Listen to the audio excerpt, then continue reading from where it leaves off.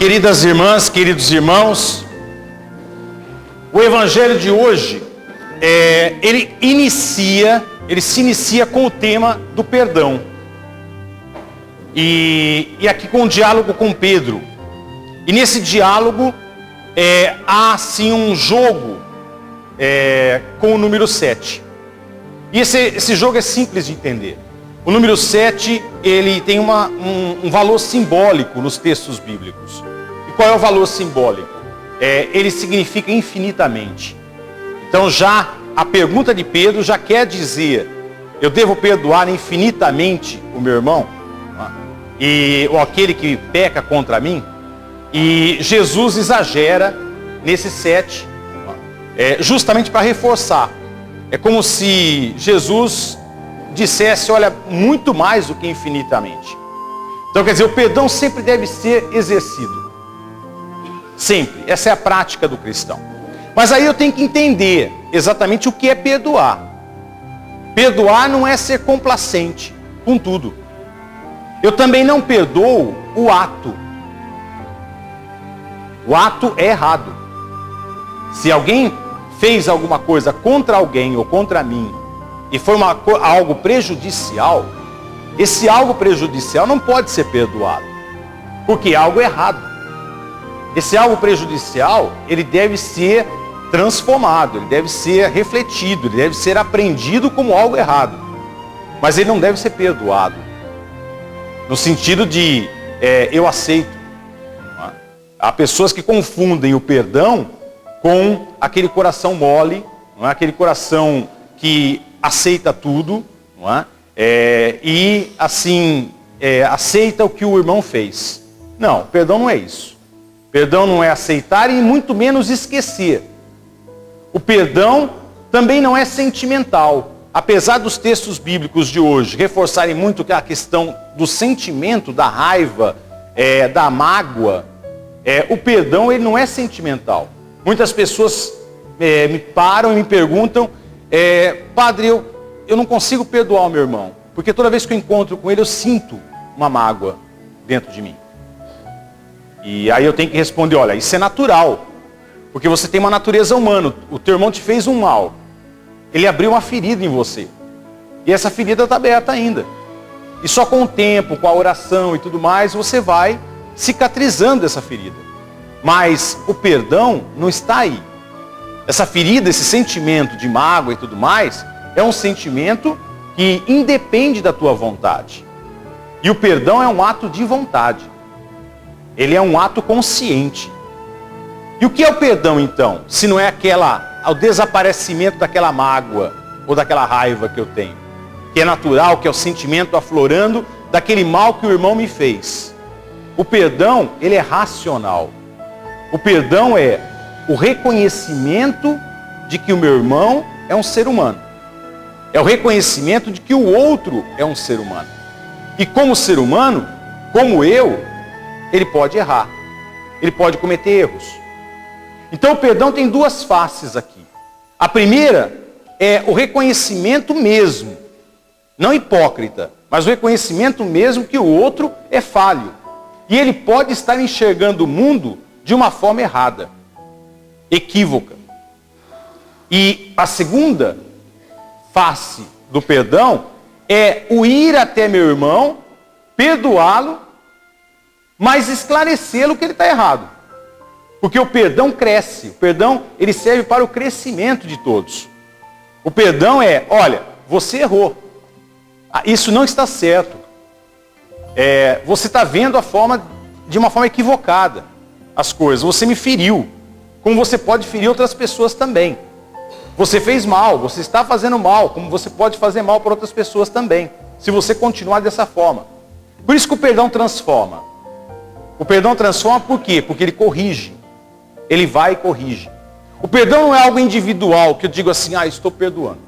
Ponto final. Não, o perdão é partilha. Eu vou até o outro. Por isso que é um ato corajoso também. Então o perdão independe do sentimento. Eu posso ainda estar sentindo mágoa.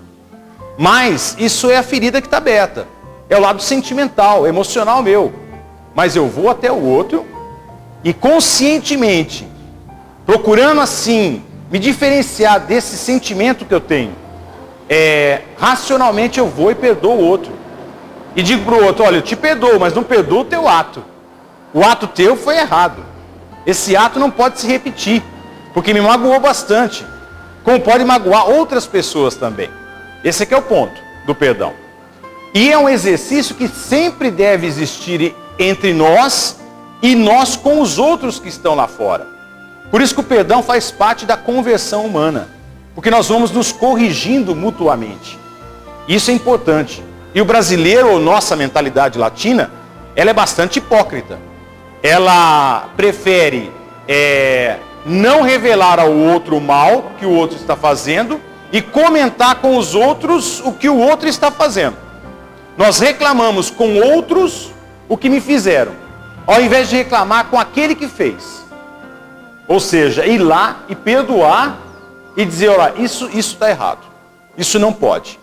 E nós muitas vezes sorrimos para aquele que nos fez mal, ou viramos a cara e queremos falar mal dele para os outros. É por aí que a gente reage. Não é? É um sinal de vingança. É um ato de vingança.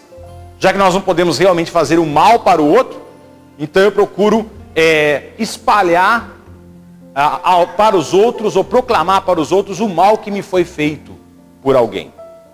Esse é um ato de vingança. Eu procuro me vingar do outro. E isso não está na essência do cristianismo. Ou pelo menos não é isso que o Cristo pregou para todos nós. O Cristo pregou para todos nós autenticidade, veracidade, franqueza, honestidade. É ir ao outro e dizer ao outro o que está errado. Essa é a essência do perdão. Mas o Evangelho não nos fala somente de perdão. Ele vai mais longe. Com a parábola que Mateus registra aí, logo depois do diálogo com Pedro e Jesus, nessa parábola nós temos algo muito interessante. Nós temos uma questão muito interessante, que é a questão do dom da vida. Se vocês lerem com muita atenção essa parábola, vocês vão ver que o empregado que devia ao rei, ele devia uma fortuna. E essa fortuna, ela está registrada no texto original como uma fortuna enorme mesmo. Quer dizer, uma fortuna impagável. Então, o implorado do empregado que ele iria pagar é algo inútil. Por quê? Porque ele não consegue pagar mesmo. Ele nunca iria conseguir pagar. É uma dívida impagável o que ele tem com o rei. Então, o perdão do rei da sua dívida é praticamente devolver a ele a sua vida. Se o rei o entregasse como escravo, até pagar essa dívida, ele seria escravo a vida inteira. Então o que o rei fez, na verdade, foi devolver a sua vida. Quer dizer, é um ato de perdão total. Não é? E o que ele faz com o outro, e aqui vem a segunda parte da parábola. O outro lhe deve somente 100 moedas.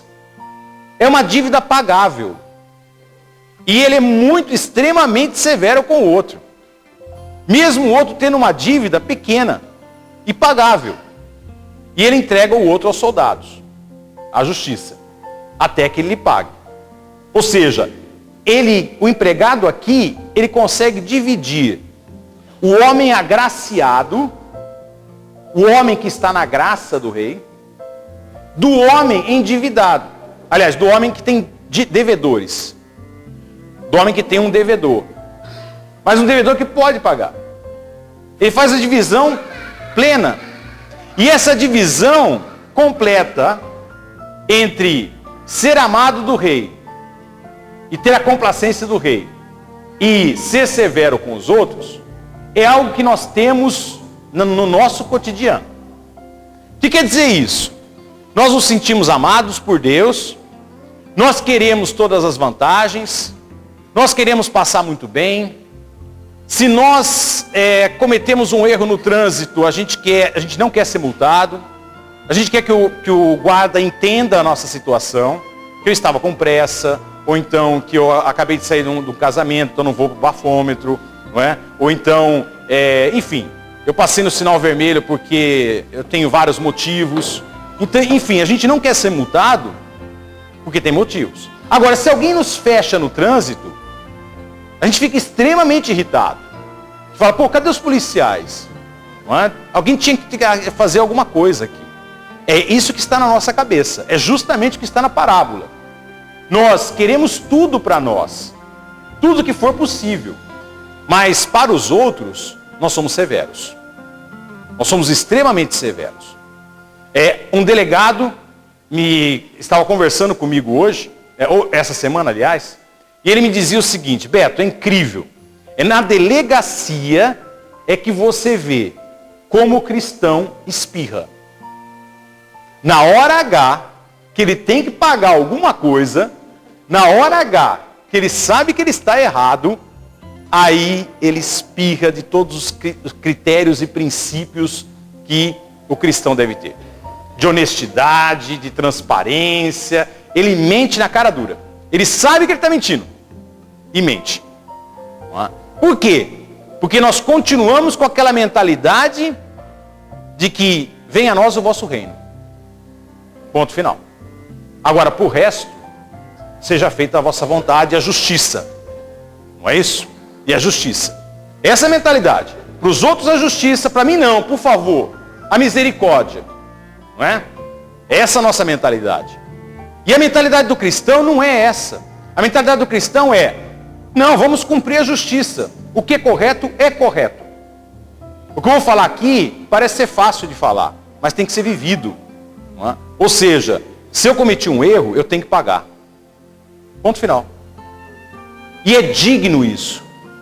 Nós temos que aprender, nós brasileiros, nós temos que aprender que é indigno escapar dos erros, das penas que nós devemos cometer por causa dos nossos erros. É indigno. É ser vergonhice, é falta de vergonha na cara. Enfim, e é isso que faz o nosso país um país podre. É cada um querendo escapar. E um país digno é o quê? Cometi um erro, eu vou pagar. Eu vou pagar esse erro. Eu não quero misericórdia, eu não quero piedade, não. E é esse, talvez seja, o mal do cristianismo no nosso país. O mal do cristianismo é criar um monte de vermes que peçam sempre piedade, clemência. E nós, se nós olharmos para o Cristo não pediu clemência. Ele não pede piedade. Ele pede que nós sejamos justos. Pessoas honradas. Pessoas de cabeça erguida. Pessoas que dizem assim: não, eu pago o que eu devo. Eu pago, se eu fiz um mal, eu quero pagar. Não é? Mas eu exijo também do outro. E assim nós construímos um mundo justo. E mais do que um mundo justo, aí nós temos patamares para construir um mundo fraterno. Porque se nós não temos antes justiça, nós não temos como falar de amor. Porque amar não é simplesmente gostar. Amar é respeitar o outro. É profundamente ver o outro como um ser respeitado e respeitoso. Mas o outro só se faz respeitar, e eu também, a partir do momento que nós nos fazemos dignos. Nós dizemos assim: pô, não, eu sou honesto. Eu pago o que for preciso. Porque eu errei. Então eu vou pagar. Agora, se eu recebi, eu também vou dar. Porque eu recebi. E é assim que nós devemos agir. Essa consciência de dignidade. Sem pedir piedade, sem pedir clemência, mas sendo honesto. É aqui que nós começamos a evoluir em termos de sociedade. É fácil? Não é fácil. Mas quem disse que a palavra de Deus é fácil? A palavra de Deus não é não é um spa para a gente emagrecer light. Não é? É realmente uma caminhada estreita, aonde eu tenho que me fiscalizar sempre. Porque a nossa mentalidade pede: faz o que é mais fácil. Vai, escapa dessa. Para quê? Todo mundo faz. Não é? Todo mundo escapa. Vai dar uma de tonto também? Vai devolver o dinheiro? Não é? Vai fazer isso, vai fazer aquilo? Não é? Tudo isso ninguém faz. Isso é bobagem. E nós não. Nós não agimos assim. O cristão que é cristão é correto. E morre com dignidade. Por quê? Porque ele lutou. Ele lutou por um mundo honesto. E olha, não há sociedade mais segura, a segurança começa aqui, do que uma sociedade honesta. Do que uma sociedade onde a gente reconhece a situação do outro. O rei reconheceu a situação do empregado. que era uma fortuna. Ele não ia pagar nunca. Por isso o rei perdoa. O empregado tinha que reconhecer que o outro pode ter um pouco mais de tempo para pagar. Isso é consciência de justiça. Agora, eu tenho que reconhecer que também eu tenho que pagar. Eu não posso simplesmente querer receber sempre do rei. Eu recebo amor e para os outros nada. Que cada um aqui tenha essa balança da justiça. Porque aqui começa verdadeiramente o relacionamento de amor. Porque amar não é só dizer sim. Amar também é dizer não.